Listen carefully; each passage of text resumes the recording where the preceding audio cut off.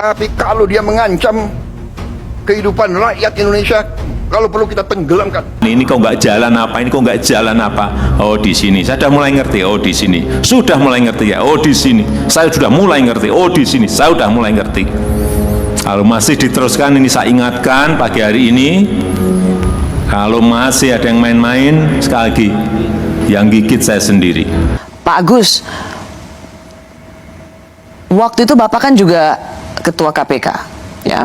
Dan sekarang pimpinan KPK itu dianggap sebagai mereka yang penuh kontroversi, justru dan dijadikan sebagai alat politik kekuasaan. Waktu zaman Pak Agus gimana? Waktu zaman saya yang mencoba mau dijadikan alat kekuasaan, tapi karena waktu itu masih independen, masih tidak di bawah presiden, kita masih bisa menyangkal atau bisa tidak mengikuti apa yang diinginkan oleh presiden. Oh, jadi waktu itu Pak Agus sendiri bisa merasakan KPK itu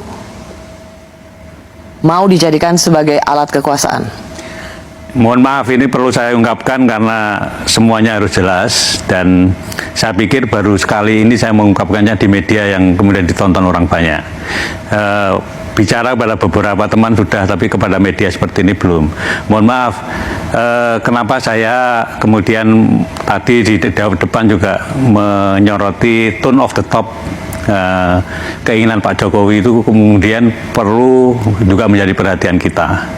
Saya terus terang pada waktu kasus IKTP, saya dipanggil sendirian oleh presiden. Presiden pada waktu ditemani oleh Pak Pratikno. Jadi saya heran, biasanya memanggil itu berlima, ini kok sendirian. Dan dipanggilnya juga bukan lewat ruang wartawan, tapi lewat masjid kecil itu. Jadi dijemput dari sana. Nah itu di sana begitu saya masuk, presiden sudah marah. Presiden sudah marah, menginginkan karena baru saya masuk itu beliau sudah teriak hentikan, kan saya heran, dihentikan, yang dihentikan apanya gitu kan. Setelah saya duduk ternyata saya baru tahu kalau yang suruh hentikan itu adalah kasusnya Pak Setnov, Ketua DPR waktu itu. Ya, Ketua DPR pada waktu itu mempunyai kasus IKTP supaya tidak diteruskan. Nah, sprindik itu kan sudah saya keluarin 3 minggu yang lalu dari presiden bicara itu. Sprindik itu tidak mungkin, karena KPK tidak punya SP3, tidak mungkin saya berhentikan, saya batalkan. Ya, kemudian karena tugas di KPK itu seperti itu, makanya ya kemudian tidak saya perhatikan, saya jalan terus, saya jalan terus.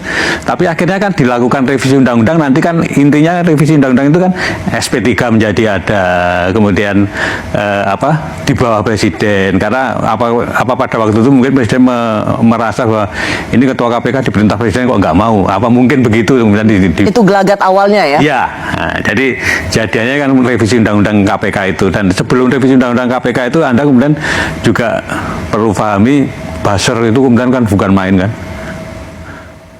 KPK sarang Taliban, KPK. Jadi sehingga civil society pada waktu itu yang membela revisi undang-undang KPK itu sangat-sangat sedikit. Teman-teman saya seperti Pak Imam Prasojo itu nggak datang tuh kalau waktu itu, karena tidak sebanyak waktu membela cicak buaya. Tidak pada waktu cicak buaya, karena merasa ini KPK sudah seperti Taliban, seolah-olah omongannya buzzer itu betul gitu. Jadi revisi undang-undang KPK kemudian terjadi. Anda kemudian melihat di periode kedua ini kan yang namanya Corruption Perception Index itu kan turun terus-menerus. Oke. Itu menjadi gambaran kita, karena itu yang menilai adalah 9 lembaga internasional.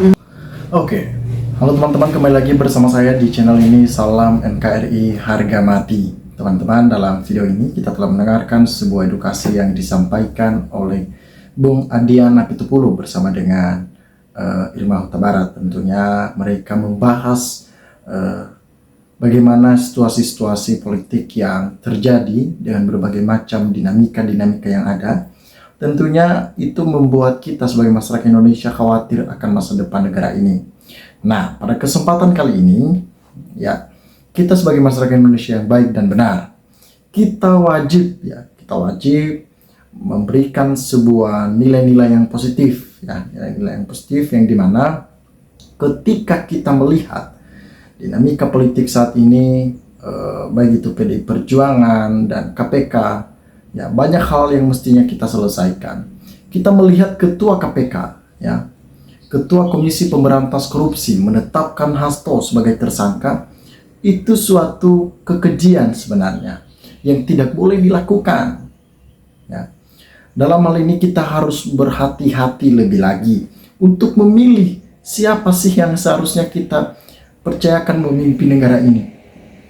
Di era Jokowi, begitu maraknya politik dinasti, begitu banyaknya juga koruptor. Dan ini sulit diselesaikan karena memang pada dasarnya semuanya bekerja sesuai dengan kepentingan masing-masing.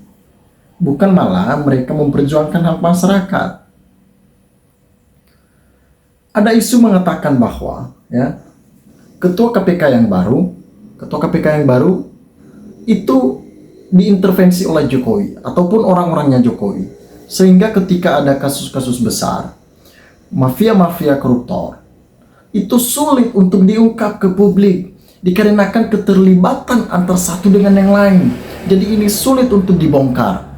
Malah kasus sepele penetapan koruptor Harun Masiku itu mereka luar biasa greget kita melihatnya. Mereka benar-benar memprioritaskan hal yang kecil. Padahal yang besar itu dibongkar.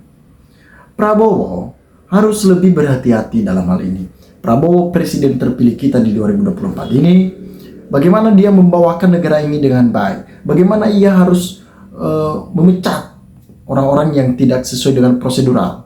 Seperti Jokowi ketika dipecat dari PDI Perjuangan. Dipecat secara tidak hormat. Nah, dalam hal ini teman-teman, ketika kita melihat hal-hal seperti ini, ya, hati nurani kita berbicara untuk menyampaikan suatu keadilan, untuk menyampaikan suatu kebenaran itu sendiri.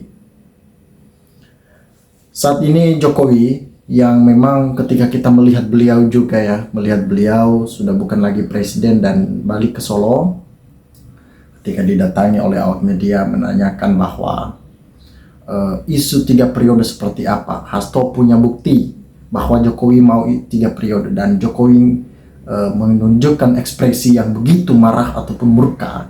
Tanyakan ke Mbak Puan katanya, tanyakan ke Mbak Mega, begitu. Sehingga Hasto menyebut bahwa ini rahasia besar. Tentunya sebenarnya masalah-masalah yang terjadi itu diakibatkan karena perseteruan PDI Perjuangan dengan Jokowi. Sehingga roda porosnya politik di Indonesia ini sudah tidak aman dan tidak baik, tidak layak untuk dipertontonkan seharusnya. Nah, makanya kita sebagai masyarakat Indonesia harus berhati-hati sekali, harus waspada. Jangan sampai kita terjerumus ke dalam hal-hal seperti itu, seperti yang dilakukan oleh Jokowi saat ini. Pada kesempatan kali ini teman-teman, ketika kita melihat Ketua KPK ya dimanfaatkan oleh Jokowi untuk memberikan sebuah nama, yaitu Hasto, dan pastinya nama PDIP makin buruk di mata masyarakat dan Jokowi senang akan hal itu. Ya, pasti dia senang akan hal itu. Namun masyarakat saat ini saya pastikan sudah tidak bodoh lagi, mereka tahu siapa Mulyono sebenarnya, siapa sang Raja Jawa, siapa Kingmaker sebenarnya, mereka udah tahu. Jadi tidak bisa dibohongi lagi dengan hal-hal seperti itu. Teman-teman, sahabat-sahabat dari Lensa Netizen dimanapun Anda berada teman-teman, silakan berikan tanggapan teman-teman di dalam kolom komentar ini sehingga kita dapat bertukar pikiran antar satu dengan yang lain lewat kolom komentar ini. Terima kasih teman-teman. NKRI harga mati.